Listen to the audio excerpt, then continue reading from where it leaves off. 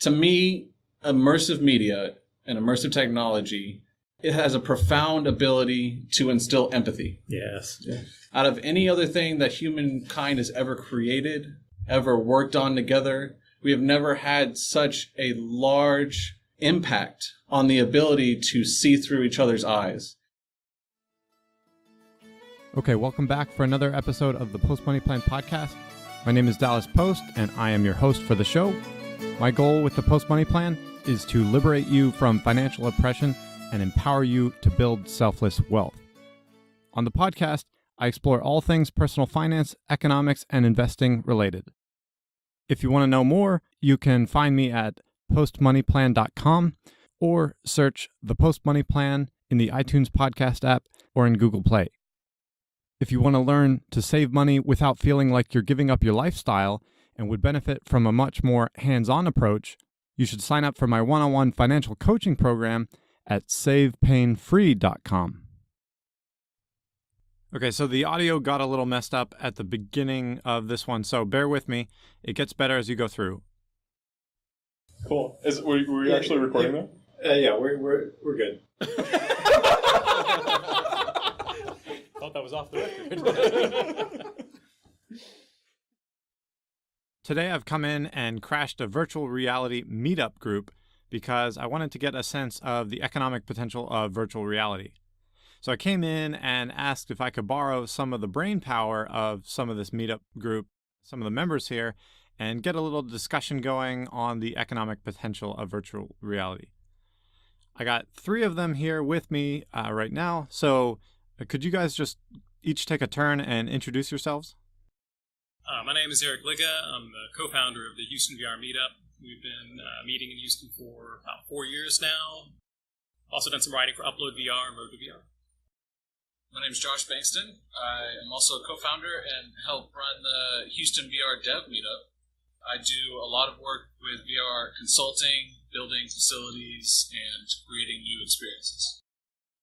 I'm Josh Ruben. I'm co-founder and CEO of a company called Z3VR. We're building a new methodology for schizophrenia treatment using virtual reality there. Okay, cool. So, like I said, I want to be exploring the economic potential of VR because it's exciting to think about what it could mean for the future and the possibilities it could unlock. I'm just kind of curious as to what that might portend for businesses and how they might be able to use it. But just to start from the very ground basics, could you guys address the questions of what is meant by virtual reality and what the difference is between virtual reality and augmented reality? Sure. Virtual reality, the idea is total sensory substitution. You're putting on a headset and you feel like you're in a completely different environment. The ideal would involve full body tracking and so forth. We're not quite there with all of that, but we're making a lot of progress. Augmented reality overlays additional elements into the world you see around you. So you're actually perceiving the world directly, but it's adding things into it, information or additional visuals on top of what you're seeing. So that's the distinction there. Yeah, so what really intrigues me is what the use cases are for virtual reality. So what do you guys think are some of the coolest, most exciting things VR could be used for in the future? So I think just to start off, one of the most interesting things for VR is when you start talking about training. VR is really great for simulating anything that is dangerous, expensive, or just hard to come by generally. And that's obviously a very broad term that can be applied across several different industries. And I think we have a couple examples that we've got preloaded there. So Josh, you want to take a look? Yeah. So speaking to the example of like hard to reproduce issues that you can train on, there was a great simulation that we ran through on our visit out to San Francisco, was actually a firefighter training. So you put on this vest and you had an actual hose with a little vibe tracker on the end of it, so it knew where you were pointing the hose nozzle, and you had to walk around an environment. The closer you got to a fire in the environment, the suit actually heated up. So you started to feel the pressure and the heat from the fire. And then once you let off the nozzle and you start letting the water out of the hose to put out the fire, the hose actually pulled back too. So you felt the force of the water, You felt the heat and the pressure.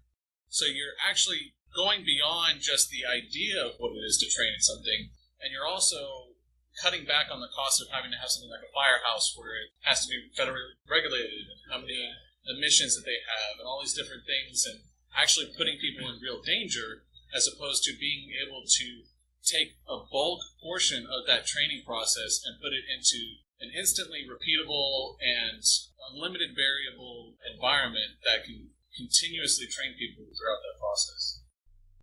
So to me, that sounds like a really exciting example for a lot of organizations and companies to be able to simulate experiences and training environments to train candidates and employees without having to have them go through the actual experience that might either be dangerous or expensive, and end up saving a lot of money and get them more data on the situation at the same time. Definitely. Now, one of the best examples I've seen as far as cost savings, there's a company called ITI that does crane training. And I went out to one of their facilities, the Houston Area Safety Council, and they have a crane training simulator in VR. The actual joysticks you use from different models of cranes, you can swap them out so that it's the exact ones you'd be using, and you go through the whole process. But a traditional crane training simulator, it costs about $100,000. It's the size of an entire room. And this is something that you can actually collapse down to a Pelican case, put on an airplane, and take overseas to, for example, test someone to see if they actually have the skills that they claim they're going to have. Plus, they can simulate things that would be dangerous or difficult to simulate in a traditional simulator, like having a cable snap or having one of your supports sink into the soil. Those are things that even experienced operators will freeze up on because it's unfamiliar. They may know in the book how they're supposed to respond, but presented within real life, the adrenaline kicks in and they freeze. So having them be able to do that over and over again gets them comfortable with it so that if it happens in real life, they can deal with it. But, the cost of one of those simulators was, I think, about $2,000 compared to a $100,000 simulator, and you could fit 6 or 8 of them in the same space that a traditional simulator would be in. So the crane training industry has embraced it in a huge way. Yeah, that sounds absolutely huge, like a game changer in that situation. Changing the entire cost structure for employee training to prep them to be ready for the environment and situations that they need to be ready for. Another thing I'd like to say to consider about is that you have all these people that might be interested in working in this industry, but they don't necessarily have the money, or they're not physically local to the training facility to be able to try out these different professions, like the firefighter or the crane training. This is something that can open up to a whole new wider audience to train them and introduce them to an industry that they might be perfect for, but they didn't have access to beforehand. I'm sure this is already under works, but I would think the military would be extremely interested in this. Yes. You have some of a similar situation with the crane simulation, taking up a room, costing $100,000 to $500,000 sometimes for simulators for engineers or combat training or whatever, and taking a large staff of people too. Sometimes it takes up to 15 people just to staff just the simulator. So if you can take that and shrink it down, put it in a box that can go anywhere on the planet, can be shipped there almost overnight anywhere, and is replaceable parts that can be bought off the shelf equipment, it fundamentally changes how you perceive dangerous training or complex training. If I can bring up one other thing. So we've been talking about training in preparation for a task, and I think, and that's largely in virtual reality, right? I think something that's important to bring up, since you have introduced augmented reality to your audience, is the idea of just-in-time information. Mm-hmm. So I've had the pleasure of working with a couple of NASA organizations over the last couple of months, and this is a huge thing that they're thinking about. This is just the use case that's most fresh in my mind, so I'll use it. But when an astronaut, consider an astronaut going to Mars. If you're in low Earth orbit, you can communicate with your astronauts very quickly. So you can communicate procedures for different things and kind of like walk them through various jobs and everything. When you're 30 million miles from Earth, there's like a 20-minute latency between the astronaut and your ground crew. So you need to have all these very complex procedures preloaded and ready to go. And so that the way that they're solving that problem today is through the use of augmented reality, specifically the Microsoft HoloLens. So that's one example. Others would be in advanced manufacturing. When you're walking through the manufacturing floor and you need to see a lot of data all at once, augmented reality is a great way to visualize that data. So mentioning the delay in space communication, that just reminds me of growing up. I grew up in Saudi Arabia. Yeah. And I didn't know that. We try to call family and talk to them to communicate. Yeah. And back then, the latency on a phone call would be so bad that a lot of times, if the connection wasn't great, you'd be saying something like, "Hey, how's it going?" And then there's this awkward pause, and they're like, "Oh, hey," and like as you started to say your next thing, and then it gets like overlapped where you're saying the next thing, and it gets all jumbled up, and it gets very confusing. So I can imagine when they're trying to communicate signals over a long distance and interact with each other, that would get very convoluted very quickly. Absolutely right. I will say I'm a lot more bullish on augmented reality than virtual reality as far as long-term economic impact. Yeah, for sure. I think the use cases go a lot further because the ideal with augmented reality, we're not quite there yet, but I mean, a lot of the pieces are starting to come together, is you have a pair of glasses that you put on, you walk out of your house, you go out into the world, and you have information overlaid on what you're seeing. So you go into a foreign country, you look at the street signs and the menus, and it translates them in real time. You see people and it brings up their name and their job title. You're looking at, an engine and it's labeling all the parts. The ability to take a tremendous bank of knowledge and overlay it onto what you're seeing so that you're sort of an instant expert on whatever you're doing has incredible potential, transformative. I think it will be transformative on the level of the smartphone, whereas VR, I love it to pieces, but it has more niche potential. Right. So do you think of it more as like a game or a gimmick? Well, no, not necessarily, no. Entertainment is definitely going to be an important part of what it can do, because when you put yourself in a completely different environment, there's a level of escapism there that's beyond what you can get with film and other media. But I think that once good face tracking and body tracking gets solved, that it will allow you to do incredible social things. It will eliminate distance in social relationships. You can be sitting in a room with 4 or 5 of your best friends from around the world, watching a movie, joking, playing cards, as if you really were there. I think that's tremendously useful, and it has certain business uses. I think for business meetings and so forth, that will be good once they get the facial tracking and the body tracking, so you can get the facial expressions and the body language that are so important for in-person meetings. But I think that the broad applicability of AR, where it goes everywhere with you and it can overlay on top of anything, is just a total paradigm shift in how we interact with the world. Absolutely. VR can take you anywhere to any space, but it can be isolating. You can have multiplayer experiences where other people come in and they're in their own VR headsets, but you're still occluded from your surroundings, whereas augmented reality, you get to see each other, you get to work with each other, and ideally you all have the same headsets and you're all looking at the same hologram or what have you. To kind of pull together what you guys were saying about just-in-time data and using AR for the future of business, one of the big key things about AR and using human interaction with all this plethora of data we have these days. I mean, we have just overabundance of data, but computers and machine learning algorithms and things like that only go so far. The human really excels at pattern recognition. So being able to take these mountains of data and visualize them in a just-in-time way allows the human to excel and recognize those patterns that might not be inherently obvious to a computer algorithm, and allows us to act on it more readily. Yeah, I think that's a good point.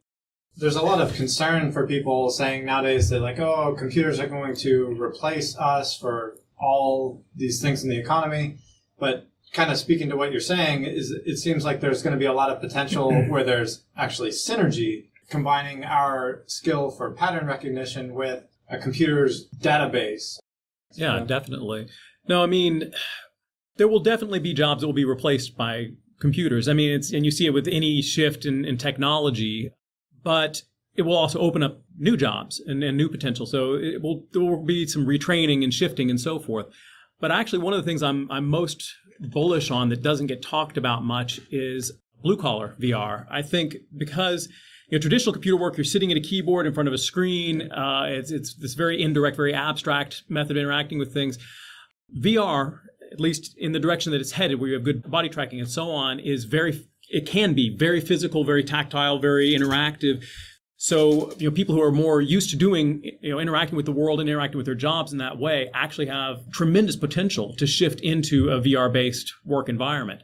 So I think that while people kind of tend to worry about these sort of blue-collar jobs being the things that get eliminated, I think actually in the long term, there may be very strong potential for blue-collar work in VR. That's actually very interesting that you mentioned that. I was just thinking earlier, have you guys seen the movie Surrogates? No. So that one was with Bruce Willis, and that came out quite a while ago, so this isn't even new, but that was where people were looking out to the future and what does this virtual reality mean potentially? And they kind of envisioned this dystopian world where no one was interacting with each other literally because everyone's using surrogates to go and live their lives for them. So it'd be kind of like a robot that looks like them and goes out in the world for them, and they stay home safe. Right. So it's super interesting. So that exists today. If you look at, there's a robot that NASA's built called the R2 robot. So it's basically the function of the robot is to go do tasks that are extremely dangerous for a human to do. And the mechanism of control was up for grabs essentially for the last 15 years of this robot's existence. So now, a year ago, they started experimenting with the HTC Vive. So the Vive has the capability of tracking your entire body. And so essentially all they did was map the tracking capability from the Vive to the robot. And now I can control the robot in virtual reality and see what it's seeing and carry out the task. So super similar to what you just said with the surrogates. That's a potential future. So when are we going to get down to the Marianas Trench with? Exactly. No. Yeah. So then, are they going to send people to Mars, or are they going to send robots? Yeah. So sorry to stick on the space talk if we're talking about general economics, but NASA is currently planning a manned mission to Mars in 2028. So and by manned we mean flesh and bone men and women. So yeah, they'll be going up in what's called the Orion space capsule in 2028. But wouldn't that fit the definition of a dangerous task?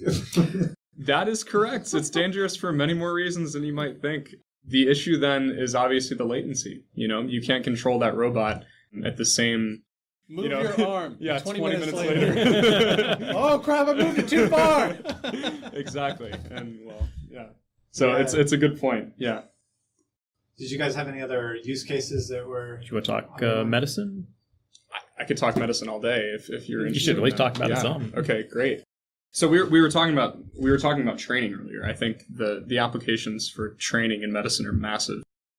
A human cadaver today that medical schools buy, roughly $400,000. Super expensive to simulate. That's their version of simulating a surgery on a person. Now I have this $2,000 setup in which I can sit in my dorm room and practice a complex surgery over and over and over again. How does that work exactly? So essentially you just recreate a model of a human in virtual reality. And then you give the medical student the tools that he or she would have in a surgical suite in virtual reality, and you operate on this virtual human just over and over again. And it can even be specific. I remember there was one use case where they were doing scans of the heart, and then they would actually take the specific defect as scanned from the patient and have the doctor practice the surgery in advance so that they knew exactly what they were going to be dealing with as they got in. There were conjoined twins that the doctors said they would not have survived being separated had they not been able to train beforehand in VR. Yeah. Wow. So that's the kind of training impact that it has. I was just going to ask, where are we at in terms of the disconnect between what you see in VR versus where your hand literally is? Is there any lag, or where you move your hand, it's exactly what you would be seeing? Yeah, so the lag is so small that it's not distinguishable to the human eye today. Right. For tracking, specific tracking points, the latency has gotten very, very low and the accuracy has gotten very high. The challenge is the number of points that are tracked. Right. So we can track where your hand is in VR, but currently there's not a lot of great tracking that gets all the way down to the exact positions of your fingers as you're shifting them, elbows and knees and so forth. I mean, yes, you can strap a tracking puck on each one of them, but it's cumbersome and it doesn't get done much. So full body tracking and tracking of like individual digits and things like that, that's lagging behind. That's something that still needs a lot of work. But for things that are tracked, for the specific points that are tracked, latency is reaching very close to imperceptible, and the accuracy is sub-millimeter. Right. Something I'd like to point out, a very high-level view of all this, is that this is still before the tidal wave is crashing for the industry. 100%. Oh, yeah. So if you think about it like how tech has evolved for the last few decades, we're starting to see a trend of things taking 3 to maybe 4 generations before they start to really catch on like wildfire. I mean, the iPhone didn't really catch on until like the 3GS. And we've only had the iPhone for about 10 years. So this is a potential opportunity for so many people of so many walks of life to start to get involved, to start to dream big and start up their own projects, because as we're talking about, there are all these hurdles, and maybe someone out there listening to this podcast is going to be the person that solves that problem of tracking to millimeter accuracy, to lower latency, all these different little things that add up to that surreal experience. The best contribution I can make is to say, oh, maybe they can have a glove with the sensors. Right. Well, that was. Oh my gosh. Yeah. That's a breakthrough. Oh my god. Yes. The traditional gloves they used flex sensors, which you have to calibrate each time and which wear out over time. They change their profile. Yeah. Also, people just they end up feeling constricted wearing gloves, and then you have to have them sized differently for different people. So, and there's gloves are a viable use. NASA uses them. There's a lot of like industrial and design uses that use gloves, but for your average at-home user, they're hesitant to go that direction. Yeah. The VR in the 90s used gloves. Did. Glove tracking. Heavily. Yeah. If you're interested, one more point on medicine. Digital therapeutics is something that everyone will ubiquitously use in the next 5 years. I think it's going to fundamentally change healthcare, and let me tell you why. Right now, you have dozens of startups that are building, for instance, mine. We're building a therapeutic to complement antipsychotic drugs that are coming out to treat schizophrenia. This theme is pervasive right now in research modes, if that makes sense. So many universities their medical departments are focused on creating these VR therapies. So it's being used from everything from physical therapy to autism to general anxiety. I mean, it's all over the map. You've kind of lost me a little bit. Sure, yeah. So what does that even mean, like VR therapy? I guess I'll just describe my product, right? So what we're building right now, if I'm a schizophrenic patient in the US today, I go to the doctor and I'm prescribed an antipsychotic. Antipsychotics treat things like delusional thought and auditory, visual, tactile hallucinations. But in most cases, they actually make the cognitive deficits and the negative symptoms, for instance, like anxiety and depression and mania, they actually make those things much worse. And so we're using virtual reality therapy to combat that. Specifically, it's called cognitive enhancement therapy. Another one of my favorite examples in that same space was the work, I can't remember the researchers that did it, but they were working with paralyzed patients. Right. Yeah. People that they said they weren't going to have feeling or restored motor function to these limbs that were paralyzed. Okay. So they put this sensor scalp on their head and they trained them into thinking about walking or moving. And it moved them in a virtual experience while they were wearing a VR headset. They trained them for a certain amount of time. Then after they were accustomed to that, then they put them in this like mechanized gantry system that moved their appendages for them while they thought about moving them. The really crazy, interesting thing about this is that it tricked the mind into thinking that it was actually using its limbs. And so it started to regrow neural pathways to communicate again where they thought it was permanently severed. That's a great example. That's crazy. I think one of the earliest examples of VR in therapeutic work was in treating burn victims. They have to change the dressing on burns every day, and it's an excruciating process. And by putting patients into a VR environment, they'll put them into the really early one was this cold world, and they threw snowballs at snowmen and so on. And by putting them in a virtual environment that completely disassociated them from what was physically happening to their bodies and was putting their mind into a very different mindset with, cold and so on, it was actually more effective than opioids in pain control. So You see a lot of that for, we're also helped out with a pilot for pain and anxiety management using VR at the Memorial Hermann Prevention and Recovery Center some years ago. Since it's a voluntary facility, when people would start going through detox, they would want to check themselves out because they'd start freaking out. And so they'd say, you know what, the paperwork takes some time. We're definitely going to get this started for you. We're just going to sit you down. We're going to put you in this calming environment in VR while we're getting all that ready. And they put them in Eden River HD by Unello and Aaron Lemke out of Austin. And they'd be floating down this river, and these animals would be flying past and swimming and so on. And they would calm down tremendously. And by the time they got back with the paperwork, they actually would say, you know what, actually, I'm okay. I'm feeling all right now. Wow. I've stopped freaking out. That's and cool. so by kind of taking them out of their immediate environment, putting them in this calming environment, they were able to manage the anxiety. Yeah, that's really cool. Okay, so I'm going to try to pin you guys to a specific definitive opinion. Sure. So of all the things we've been talking about, and you can bring something up that we haven't mentioned. Sure. But for each of you to pick one thing that you think is going to be the biggest potential of VR in the next decade or so. All right, Kempai.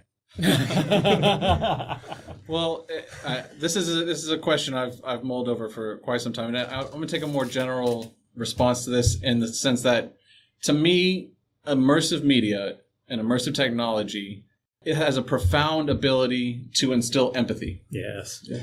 Out of any other thing that humankind has ever created, ever worked on together, we have never had such a large impact on the ability to see through each other's eyes, to experience each other's experiences and grow together, even if we don't live on the same continent.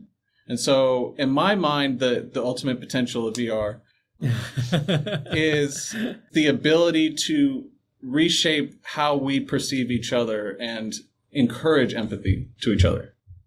That is an awesome answer. Yeah. I think it's certainly one of the most beautiful possible potentials, and I'm very hopeful on that front. I'll take a slightly different tack, at least on the VR front, but related. At least once we get good body and face tracking and so on, I think that VR will effectively eliminate the impact of physical distance on social relationships.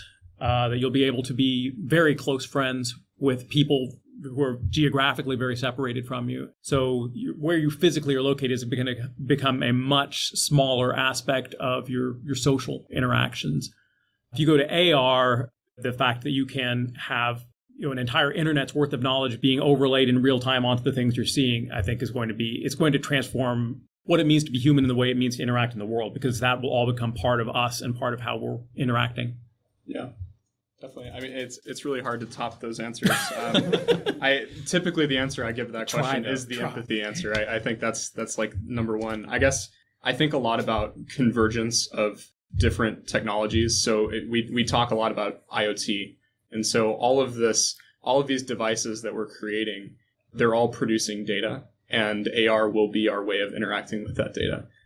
So I just think this platform will just fundamentally change how humans interact with computers, period. And that's my answer. So I like that. Yeah. All right. So just to wrap it up and kind of land this plane. Sure, please. Are you guys aware of any companies that have got some major funding in the VR space? We know one. Yes. There's one very obvious candidate that actually should be making some fairly significant announcements next week. Magic Leap is an AR company that has literally billions of dollars in funding and backing from a lot of majors like Google and Horowitz. Yeah. We actually don't know a ton about what they're doing because they've been incredibly tight-lipped and have had some ironclad NDAs. So as much of it is speculation as actual demonstrated product. But they are probably going to be first to market with a really compelling AR experience that's got a broader target than HoloLens. Yeah. And who knows, maybe the military has already been down this VR road 50 years ago and they just never shared it with anybody. Who knows? Yeah. All right. Well, thanks again, guys. Yeah, thanks for having us. Really enjoyed it. Really appreciate the insight. It's very insightful. Absolutely. Sure. I'm glad. Yeah, great. By definition. Yeah, Yes. right.